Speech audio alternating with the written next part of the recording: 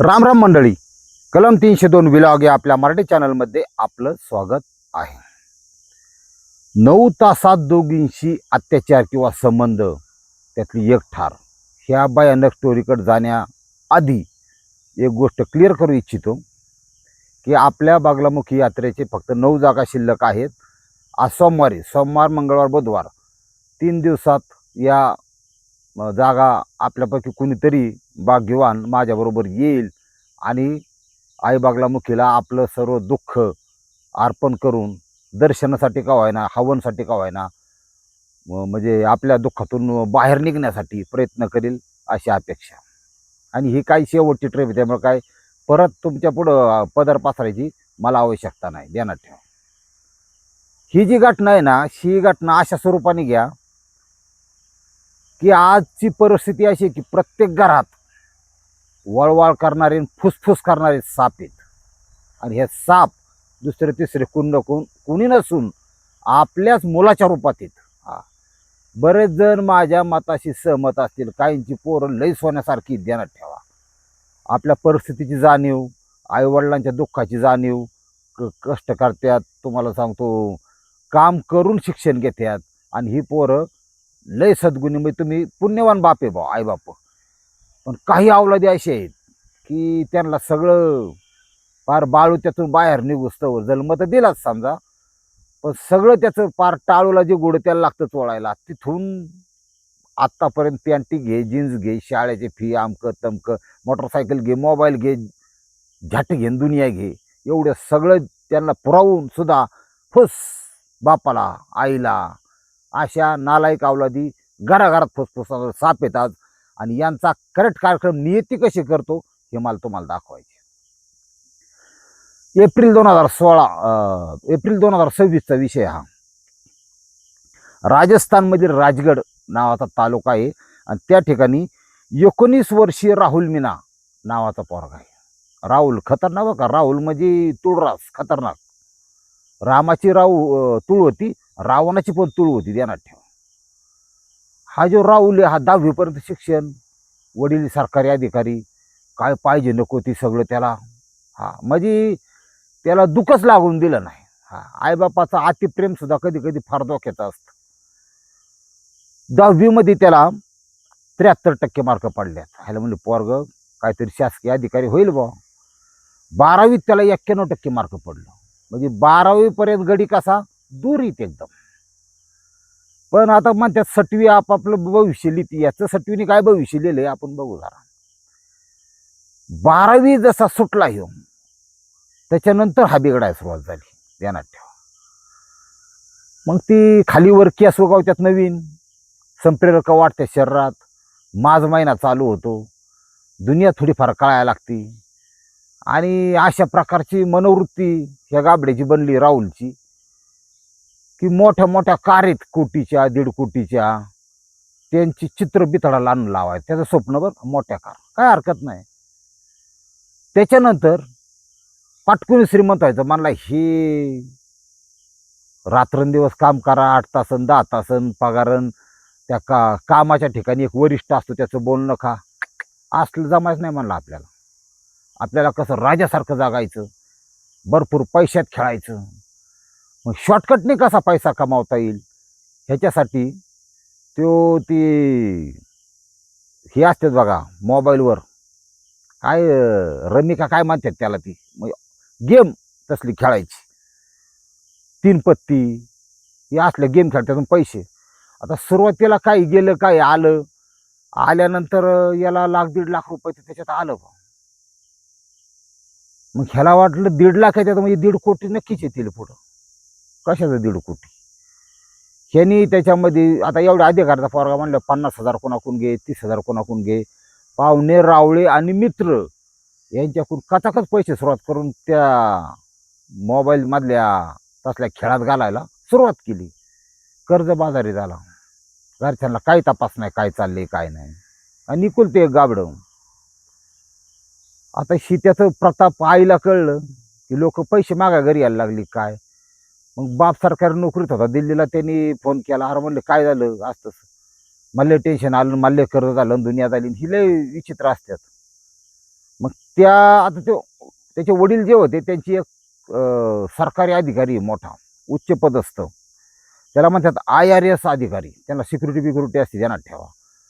त्यांची ओळख होती, म्हणले तुमची तर कामाला ठेवा, त्याला थोडं शिकवून ऑफिशियल काम सांभाळीन तो काहीतरी. ते म्हणले ठीक आहे, ओळखीनं फायदा होतच, ठेवला कामाला. ह्यो राहुल मीना तिथं कामाला राहिला. तिथं काय त्याला काही दिवस काम केलं, तिथून परत म्हणलं इथं काय करमाना मला, मी राजस्थानला जातो.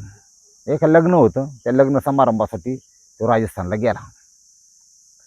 राजस्थानला गेल्यावर त्या लग्न समारंभामध्ये त्याचा आपापल्या गावापासून एक 25-30 किलोमीटर अंतरावर मंगल कार्यालयामध्ये लग्न असतात, त्या ठिकाणी गेला. तिथं त्याचा एक जुना मित्र भेटला, पण तो वयाने थोडा मोठा होता. त्याचं लग्न झालं होतं, त्याला 2 मुलं पण होती. तो आपला सहकुटुंब आलेला मित्राला मित्र भेटला आणि कडकडून भेटले एकमेकाला. त्याची ओळख करून दिली, ही माझी बायको, ही 2 मुलं. त्या राहुल मीनाने जशी त्या जोडीदाराची बायको बघितली, वा वा वा म्हणला, हिच्या संग सेक्स करायला किती भारी वाटत मला. ही काही करून ही आपल्या अंगाखाली आलीच पाहिजे. बघा कोण कसं आहे काय सांगता येत नाही जगात.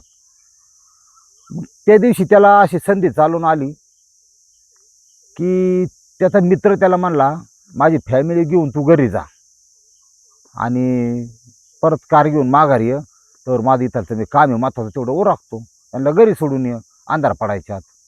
म्हणलं एका पायावर तयार, तू काळजी करू नको. ते मित्राची बायको बसली, ती पोरं बसली, हा कारने घेऊन गेला. बा गेल्यानंतर जसा तो एक घरात गेला, तिथं राहत होता, तिथं घरी गेला. त्याने परिस्थितीचा अंदाज घेतला. पोरं लहान होती, एक बाळवत्यात होतं आणि एक मी काय कळत नव्हतं. ती दोन्ही पोरं एका खोलीमध्ये आणि कुंडली. बा किचन मधला चाकू घेतला आणि त्याच्या बायकोला लावला. म्हणला मी आता ह्या क्षणी दोन्ही पोरांची तुझी हत्या करून टाकणार आहे, पाटकुनी बुंगळी हो. ते आहे ही बरी तर आहे का, बघा ही दुनिया. हा मला माझी इच्छा झाली. हा आता लय अवघडी. मग ती बाई चांगली होती, तिने केला विरोध केल्यानंतर ह्यानी तिच्या ठोसं मारलं कानाव, ह्याच्या त्याच्यावर जड वस्तू डोक्यात मारली, एक नशीब नेली नाही ती. पण तिला असं वाटलं की आपल्या 2 मुलाची हत्या करण्यानं आपण बी मारण्यापेक्षा काय गरीवर लुडबुड करीन जाईन निघून, त्याला काय. मग ती म्हणली मी तुला पाहिजे ते देते, पण माझ्या मुलांना मारू नको, काय नको, आणि मी कोणाला सांगणार पण नाही. तिने त्यावेळेस सेफ पवित्र घातला सुरक्षित राहण्याचा. चालतंय मला. मग तिच्यावर त्याने अत्याचार केलं, तिथं बळजबरी म्हणतात त्याला, करून द्या. आणि मग मला पैसे पाहिजे मला. मग 25,000 रुपये तिच्याकडून कॅश घरात ठेवलेलं होतं, ते कपाटातून काढून घेतलं आणि परत धमकी दिली की जर बोलली ते बघ चाकू आहे, परत येऊन हत्या करीन, असं तसं. तुरुंगात गेलो तर तुरुंगात सुटल्यानंतर हत्या करीन. बघा बाई तर माराची गा भरलेली. आणि मग त्यांनी तिथालची मोटरसायकल कार सोडली तिथंच. त्याला वाटलं आता हे नवऱ्याला सांगू शकते, नको रिस्क घ्यायला. तिथून निघाला. 8 तासात तो ॲम्ब्युलन्सने दिल्ली या ठिकाणी पोहोचला. रस्त्यावर हात करून ॲम्ब्युलन्स चालली होती, त्याला पैसे देतो बा सोड मला. दिल्ली इथे पोहोचला. आता ज्या IRS अधिकाऱ्याच्या अगदी तिथं कामाला होता तर ओळखत होते ना, एवढी सिक्युरिटी असून त्याला अडवायचं काय कोणी कारण नाही. तिथे गेला तर तो IRS अधिकारी, त्याची बायको ही काही कार्यक्रमानिमित्त 2 दिवस बाहेर गेलती. आणि रीना म्हणून त्यांची मुलगी 22 वर्षीय, आणि ती बी IAS अधिकाऱ्याचं शिकते या, म्हणजे अभ्यास करते देणार. तिला IAS अधिकारी व्हायचं होतं. ती त्याच्या तडाख्यात गावली. बा पहिलीच्या अत्याचार करून 9 तास झाले होते. ह्यांनी बरोबर त्या पोरीच्या खोलीत गेला आणि गळ्यावर चाकू ठेवून तिला म्हणलेला की मला इच्छा झाली आहे मला आता. आणि त्याचं वागणं बिगणं हे थोडं विचित्र स्वरूपाचं होतं. म्हणजे ती गेम खेळून खेळून का काय डोक्यावर परिणाम झाला कोणाला माहिती. त्या पोरीने तर काय प्रतिकार केला, यांनी अतिशय जड अशी वस्तूच्या डोक्यात मारली. तिच्या कवटीला गेला तडा, रक्ताच्या चिळकांड्या. तशा जखमी अवस्थेत त्या मुलीच्या त्याने अत्याचार केला. बघा आता इतारा. म्हणला हे आपल्याला पाहिजे म्हणल्यावर पाहिजेच, लागतं म्हणल्यावर लागतं. त्यांचं जे लॉकर होतं ते डिजिटल लॉकर होतं, म्हणजे थम्स म्हणजे अंगठा घरातल्या व्यक्तींनी लावल्याशिवाय ते ओपन होत नाही. तिचा जीव निघून गेला होता. तशा परिस्थितीत तिची बॉडी, ती ह्याने अत्याचार केलं होतं, नग्न बॉडी, ती पोरगी वढीत आणली आणि तिचा हात, त्या हाताचा तो अंगठा आहे ते त्या डिजिटलला लावला. पण आता जग इतकं पुढे गेलंय, विज्ञान एवढं पुढे गेलंय की एखाद्या मृत व्यक्तीचा जर अंगठा लावला तर ते लोक उघडत नाही, अशी सिस्टीम आहे वाटतं. ते काय उघडलं नाही, यांनी कटावणीने तोडलं पाठीमागून, जड वस्तूंनी कशाने बी. एवढं सगळं आज चाललं असतं. बाहेर 2-3 अधिकारी, त्यांना सुद्धा काय तपास नका. 4 मजली इमारत होती, वर चालला होता विषय सगळा. पूर्वी ती तिथं सोडून दिली, ती लॉकर तोडलं, दागिनं आणि 2-2.25 लाख रुपये कॅश, एवढं त्याला तिथं भेटलं. तिथून स्टाईलमध्ये बाहेर निघाला, सगळ्या CCTV मध्ये तो दिसतोय जाताना, निघाला बाहेर. ही अशा मनोवृत्तीची पोरं आता तुमच्या आमच्या घरामध्ये आहेत ना, अशा प्रकारची. आपला पोरगा कुठल्या लेवलमध्ये आहे बघा. तुम्हाला एक छोटी अशी स्टोरी सांगतो की त्याच्यातून तुम्हाला कळन की आपल्या पोरांची लायकी काय आणि यांनी लायकी कशी तपासली पाहिजे. एका माणसाला एक अजगराचं पिल्लू सापडलं. पर्यटनप्रेमी होता, किल्लं गड किल्लं हे करताना. ते आपला मोबाईलवर रील्स बघायच्या, ते बघायचं त्याच्यात कुणी बाबा कासा वाचवलं, कुणी हरणाचं पिल्लू वाचवलं, कुणी कुठलंही असे रील्स आहेत. किंवा त्या एखाद्याला म्हणजे जीव लावला प्राणी पक्ष्याला तर रानचं पाखरू सुद्धा जवळ येतं. कोण कावळं बेत नाही, काय नाही, खात्यात माकडे आमकं तमकं. त्यांनी अजगर नेला आणि त्या अजगराला काय लागतं त्याचा सगळा स्टडी केला. आता कॉम्प्युटर जमाना आहे, अजगराचं खाद्य काय ते आणण्याचा प्रयत्न केला. त्याला जे लागतं ते सगळं ते द्यायचा. सगळ्यात महत्त्वाचं म्हणजे त्या अजगराला जवळ घेऊन झोपायचा. पिल्लूच होतं ते, पण ते आता खायला प्यायला व्यवस्थित मिळायला लागल्यावर ते बी त्याच्यापाशी आपलं झोपायचं. हळूहळू दिवस गेला, तो अजगर मोठा झाला. सवय तीच की, आणि अजगराचा कुंडली मारणे हा प्रकार असतो. अजगर आळुका पिळुका देऊन मारतो माणसाला त्यांना किंवा बक्षाला त्याच्या, मग गिळतो. आवळून घ्यायचं आणि मग तोंडाकडून गिळायला सुरुवात करायचं. त्याचा जबडा आहे, दिसतो लहान एवढं तोंड असतं, पण ते इतकं मोठं होऊ शकतं. अक्षरशः गाईचं वासरू सुद्धा, हरिण सुद्धा खाऊ शकतो आणि पचवू शकतो. हा खाणं वेळेला पण मालक आहे, जीव लावलाय दुनियादारी. जसं ते मोठं झालं त्याला घेऊन झोपायचा, पण तो आहे ना विशिष्ट आवाज करायचा आणि फुसफुस करायचा, आवाज करायचा, फुसफुस करायचा. त्याला म्हणलं ह्याच्यात हे नवीन परिवर्तन झाले. हा पूर्ण तंदुरुस्त मोठा चांगला झालाय, मी एवढं सांभाळतोय, एवढं जीव लावतोय, ते अजगर मला जीव लावतोय. पण ही 2 लक्षणं, फुसफुस करणे आणि जीभ बाहेर काढणे, ही त्याची आत्ता का चालू झाली मला काय कळाना. आपण याच्या तज्ज्ञ डॉक्टरला विचारलं पाहिजे. मग जे पक्ष्यांचं प्राण्यांचं संशोधन करणारे लोक आहेत, त्यांनी आपलं आयुष्य घालवतात, ते शास्त्रज्ञ लोक. त्यांच्याशी एक जणांनी त्यांनी फोन केला की असा असा विषय आहे. मग त्यांनी सांगितलं पहिले तर अजगर पाळणे कायदेशीर बंदी आहे, म्हणले जंगलात नेऊन रिलीज करून टाका त्याला. दुसरी गोष्ट, ते फुसफुस करतोय ना, ते फुसफुस नाही करत. हा म्हणले कधी करतो, मला मी झोपलं की रात्रीच्या वेळेस करतो, हा 12-1 वाजता 2 वाजता. आणि मुंडकं वळवळ करतो, मुंडकं माझं त्याचं मुंडकं माझ्या पायापाशी जातं, पायाला जीभ चाटतो. त्या वैज्ञानिकाने त्या माणसाला सांगितलं, तुझं प्रेम, तुझं आमकं तमकं सगळं ठीक आहे भाऊ, हा अजगर तुला गिळायची तयारी करतोय. त्याचं ते वागणं तसं आहे, हा तुला गिळणार आहे तो. अशा स्वरूपाचं तवा याची अक्कल डोक्यावाली घेऊन त्याला जंगलात नेऊन सोडून दिला. अशा प्रकारचे अजगर घराघरात ध्यानात ठेवा. हा, गाडीला पेट्रोल पाहिजे, मोबाईलला पैसे पाहिजे. 10-15 तसले जिफऱ्या कातारले खाली खाली टक्काला असतं, वर मोठाले केस. हा, ती केसाचा एक फायदा आहे. पोलिसांना माझा संपर्क चांगला आहे. म्हणतात ही लांब केसाची आहेत ना, इकडं खाली टाकाल आणि वर लांब ठेवायचा असा, असली भारी हातात येतात म्हणला ती. हा, वर पकडता येत नाही केस कमी असल्यावर, ती इतकी भारी येतात ना. हा, मोतायची चाणकून त्याला रपकायच्या वेळेस केस लय भारी येतात पोलिसांच्या हाताला. तसलेच 10-15 टोकार पोरं, एकमेकाला इज्जत देणं, एकमेकाच्या बापाच्या नावाने बोलणं, आणि यांना कमवायची झाट अक्कल नाही. हे स्वतःला समजतात आय एम झाटमॅन, पण हे झाटमॅन कुणी नाही, हे फक्त केसमॅन आहेत. हा, केसमॅन म्हणजे फक्त यांना त्या गोंडस लहान रूपावर फक्त इथं दाढीला आणि खाली केस आलेली आहेत, अशा प्रकारचे केसमॅन आहे. माझं या तरुणाला सांगणं आहे, याच्यातून बाहेर निघा. तुम्ही जॅटमन आणि केसमन बनण्यापेक्षा तुम्ही कॅशमन बना. कॅश म्हणजे पैसा, तुम्ही पैशावाले बनवा. काल एक फोन आलता, आता मला मध्ये आधी तुम्ही बोलत द्यायचं थोडं. गुजरातमधला होता, आपला सबस्क्रायबर आहे, मराठी माणूस, बीड जिल्ह्यातील आंबेजोगाईचा तरुण, पण तो 17 वर्ष झालं गुजरातमध्ये नोकरी करतोय, कापड मिलमध्ये. ती मी नोकरी करता करता त्यांनी ती आजूबाजूची परिस्थिती अशी जाणून घेतली की मराठी पोरगा आणि गुजरातमधला पोरगा यात फार डिफरन्स आहे यांच्या मेथडमध्ये. फक्त ते 17-18 वर्षाचं झाला ना, हा ते हाय फाय ड्रेस घेणार नाही, मोटरसायकल हाय फाय घेणार नाही. ते पहिलं डीमॅट अकाउंट उघडतात, त्याच्या विशिष्ट शेअरची खरेदी करतात.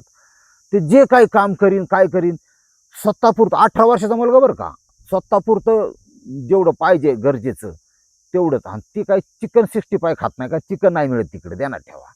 काय असेल ते सात्विक आहार घेऊन स्वतःचा तंदुरुस्त राहून उरलेले पैसे ते शेअर मार्केटमध्ये टाकतात. आणि एक 22-25 वर्षापर्यंत प्रत्येकजण 25-30-40 लाख, काही कोट 2-2 कोटीचे मालक होतात. ही बरीच परिस्थिती गुजरातमध्ये.